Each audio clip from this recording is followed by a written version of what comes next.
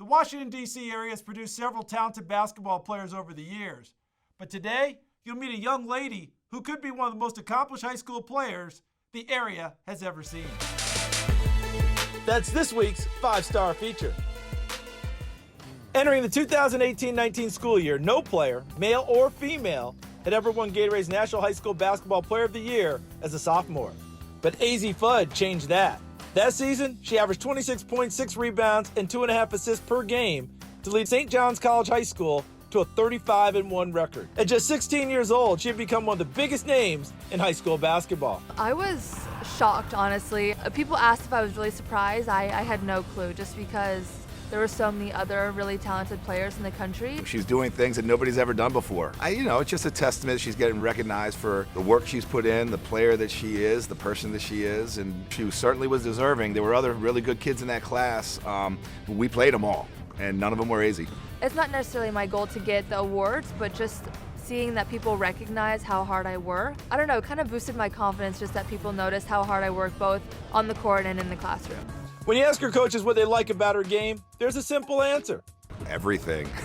But if you dive a little deeper, you can see how special her game is. She's just such a well-rounded, intelligent, bright kid, great teammate, hard worker. She's got everything that you want as a person. And when you combine that with talent and work ethic that she has, you have a recipe for great things. Well, I don't see myself as just like a one dynamic type of player, so I don't think that I can just score, or I think that I'm a good passer as well. And the game is not fun when it's played selfishly, so I love, basketball's a team sport, it needs to be played that way, and I love getting my teammates involved. She's about the most efficient player I've ever seen, male or female, in terms of just how she produces, and whether that's scoring, whether it's defending, whether it's rebounding, whether that's passing, handling the ball. It's almost like you watch her play, and it's there's never a bad decision made, ever.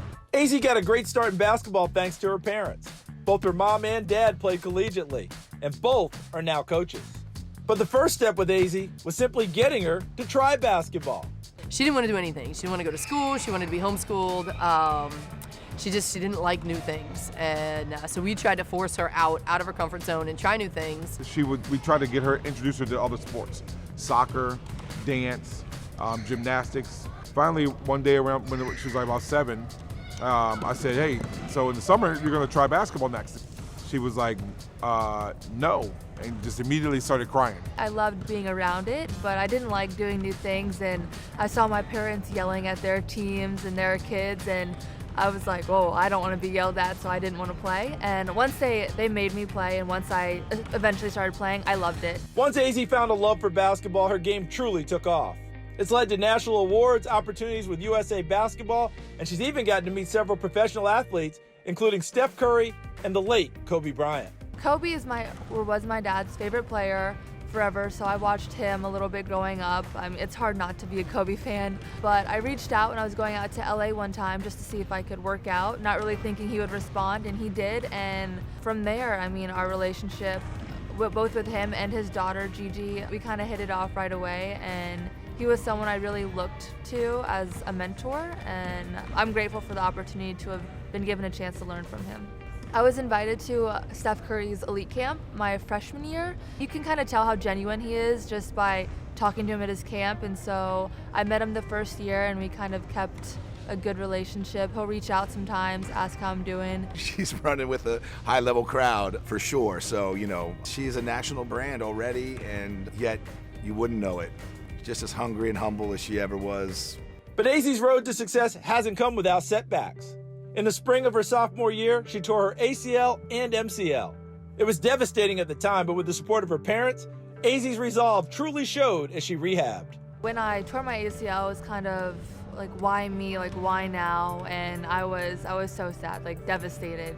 My mom has torn both her ACLs, so the day after we got the results and stuff, she said, you have this day to cry, feel bad for yourself, pity yourself, say, woe is me, whatever you want to do.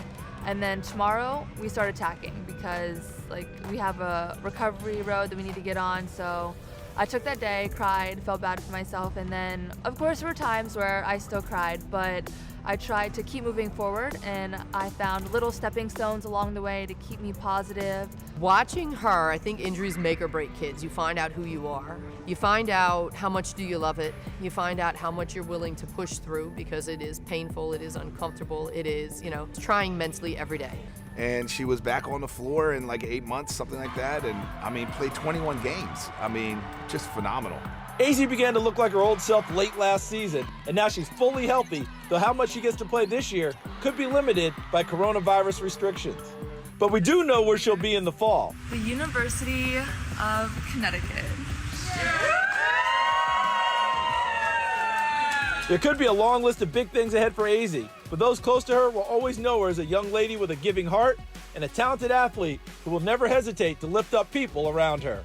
I love working with younger kids. Like, one of my favorite things after games, seeing like the younger kids that want to take pictures with me or want autographs, and even on social media, people will DM me, and I respond to almost all of them just because I feel like giving back is a big part of the game that some people lose sight of when they get like a bigger head or get more of a platform. They kind of not forget where they came, but they don't like go back and touch it as much. And so that's something like I never want to lose.